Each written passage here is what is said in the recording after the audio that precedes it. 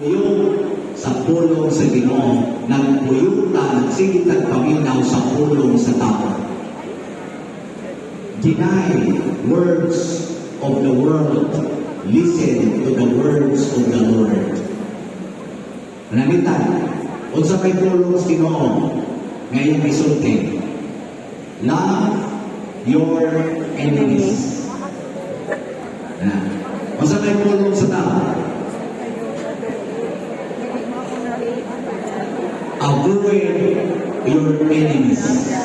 Umulong pati kay tawag ng self-defense.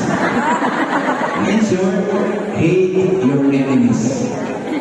Nakaroon, kinsan ka din ang wag yo'y kontra o wag yo'y gingalagutan karoon. Nasa mo?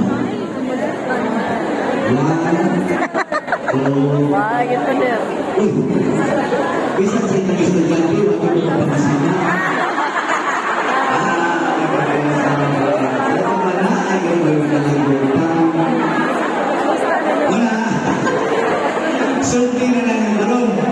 Mangita mo aning itawan mo, cultivate a deeper sense of presence and connection to something larger. So, di na pag-love your enemies. Kinsa man yung larger. Kinsa ta maguna-una Ginoo.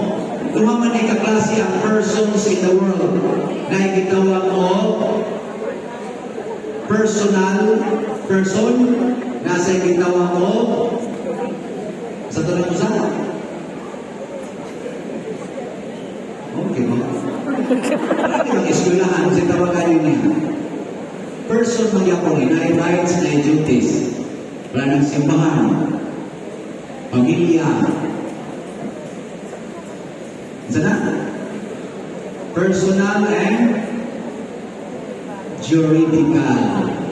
Tanawa mo nung sa kwanwit, tanawa sa inyong cellphone, what is the meaning of juridical person?